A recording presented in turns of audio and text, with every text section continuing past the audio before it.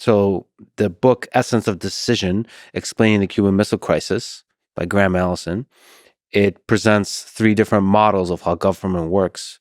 The rational actor model, so seeing government as one entity, trying to maximize the national interest. Also seeing government as through the lens of the momentum of standard operating procedure, sort of this giant organization that's just doing things how it's always been done.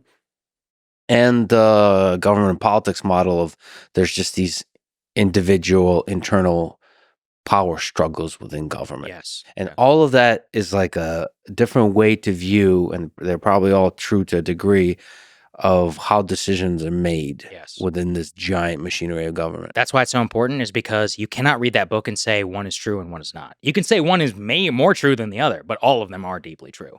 And this is probably a good transition to Donald Trump, because, and I guess for the people out there who don't think I've been too obsequious, he'll be my criticism. Trump said something very fundamental and interesting on the Joe Rogan podcast. Probably the most important thing that he ever said, which is he said, I like to have people like John Bolton in my administration, because they scare people and it makes me seem like the most rational individual in the room.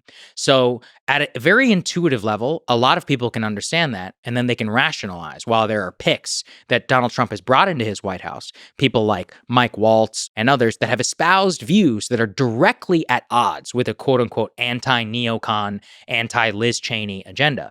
Now, Trump's theory of this is that he likes to have quote unquote like psychopaths like John Bolton in the room with him while he's sitting across from Kim Jong-un, because it gets scared.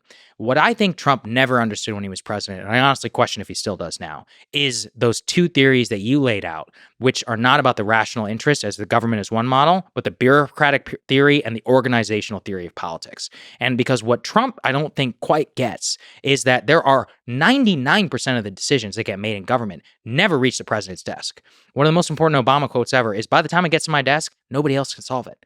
All the problems here are hard. All the problems here don't have an answer. That's why I have to make the call.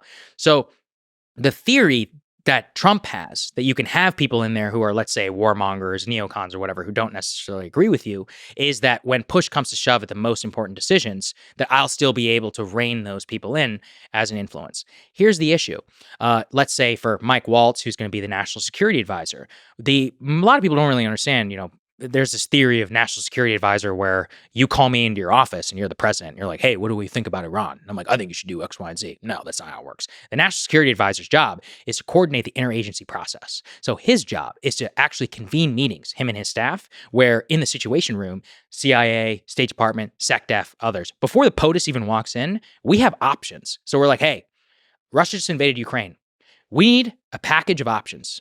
Those packages of options are going to consist of 3 things. We're going to have one group, we're going to call it the dovish option. 2, we're going to call it the middle ground. 3, the hardcore package. Trump walks in, this is how it's supposed to work. Trump walks in and he goes, okay, Russia invaded Ukraine. What do we do? Mr. President, we prepared 3 options for you. We got 1, 2, and 3. Now, who has the power? Is it Trump when he picks 1, 2, or 3? Or is it the man who decides what's even in option 1, 2, and 3? That is the part where Trump needs to really understand how these things happen. And I watched this happen to him in his first administration. He hired a guy, Mike Flynn, who was his national security advisor. You could say a lot about Flynn, but him and Trump were at least like this on foreign policy. Flynn gets outed because of what I would call an FBI coup, whatever. 33 days, he's out as a national security advisor. H.R. McMaster, he's got a nice shiny uniform, 4-star, all of this. McMaster doesn't agree with Donald Trump at all. And so Trump says, I ran on pulling out of Afghanistan. I want to get out of Afghanistan. They're like, yeah, we'll get out of Afghanistan. But before we get out, we got to go back in, as in we need more troops in there. And he's like, oh, okay.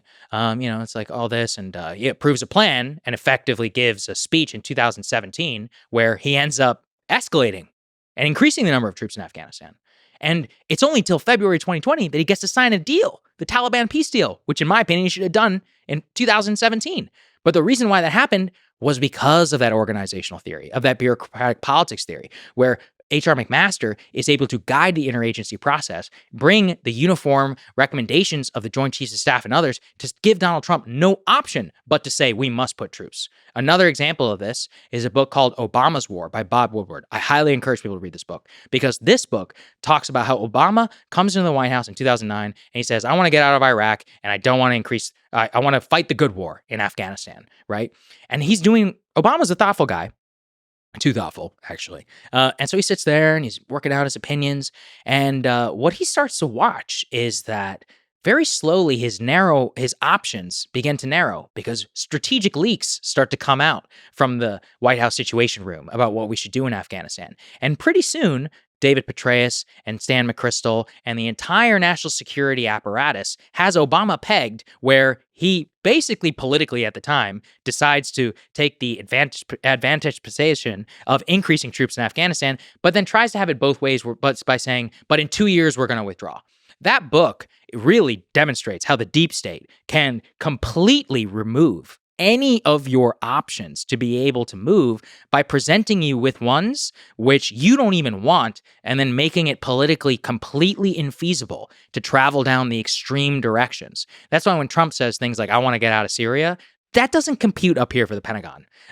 Because first of all, if I even asked you how many troops we have in Syria and you could go on the DoD website, it'll tell you a number. That number's bullshit because the way that they do it is if you're only there for 179 days, you don't count as active, military contracts. The real number is, let's say, 5 times.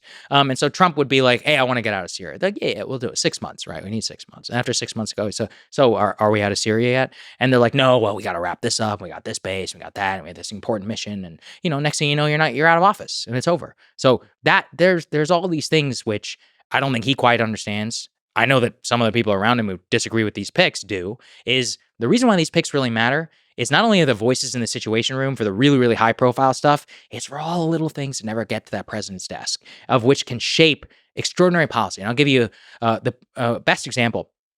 There was never a decision by FDR as president of the United States to oil embargo Japan, one which he thought about as deeply as you and I would want. It was a decision kind of made within the State Department. It was a decision that was made by some of his advisors. I think he eventually signed off on it.